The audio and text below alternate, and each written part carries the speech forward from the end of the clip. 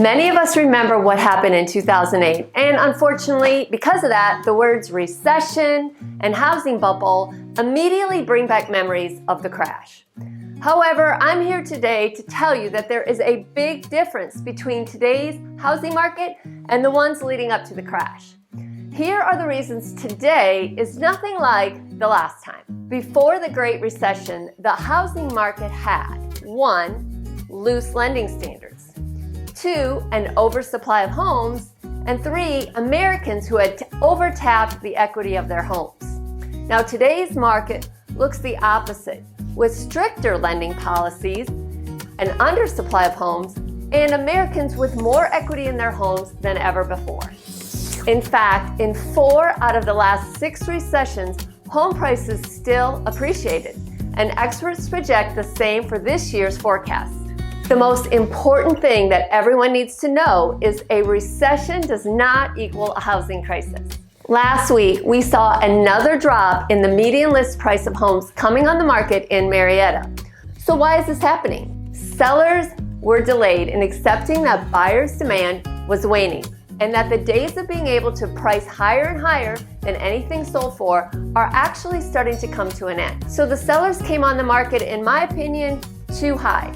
And now we are seeing that they're taking those listing prices and they're reducing them and coming back to where they probably should have been in the first place. Now buyers have been nervous about overpaying and they're waiting to see if interest rates are going to come down again. So these last few weeks we've seen a bit of a pause in the market.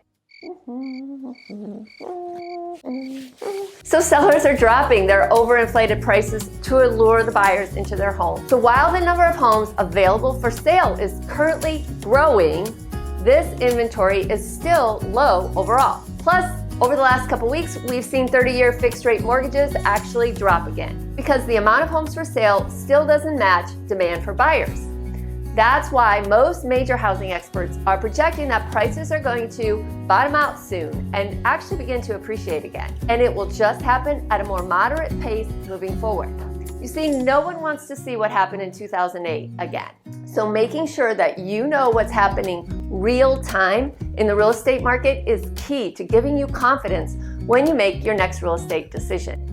My name is Connie Carlson. I'm a broker here in Marietta, Georgia, and I know that having been in the real estate industry since 1991, I have been through ups and downs of numerous real estate cycles. I'm always watching what's happening nationally and locally, and I'm talking to local realtors and my friends around the nation. I like to provide real-time insights to you via videos just like this one. So if this sounds like the type of content that you would find valuable, make sure that you subscribe and of course hit that bell icon so you don't miss any of my great content. Has the uncertainty in our markets caused you to want to put off buying your next property? If so, your decision may end up costing you more than just time. You see, as the saying goes, trying to time the housing market perfectly is a bit like playing the lottery.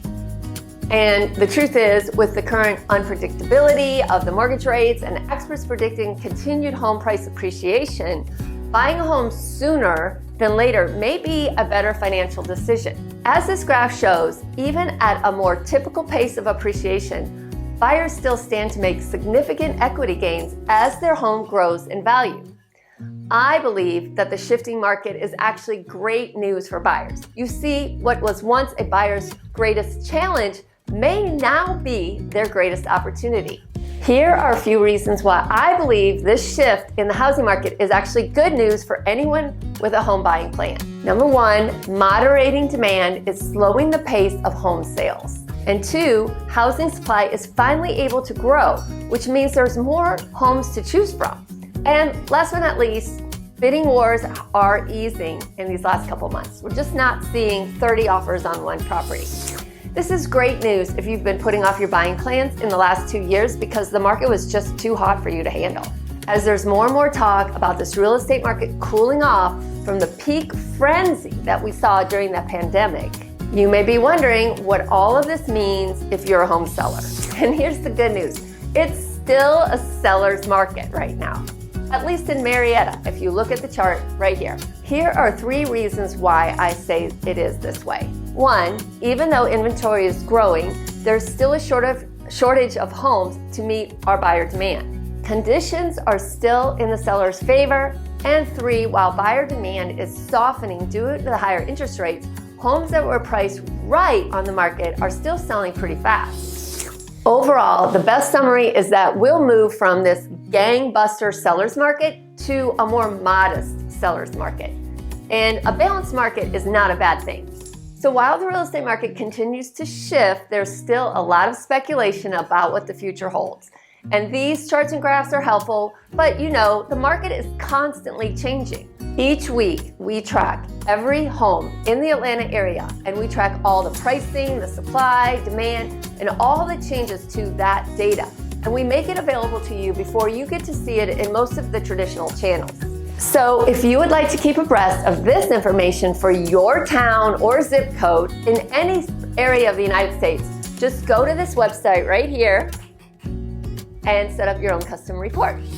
And if you're planning to buy a home in Georgia over the next few months, you're going to want to check out this video because it breaks down the costs associated with buying in Georgia, such as what attorney fees are, title fees, and lender fees.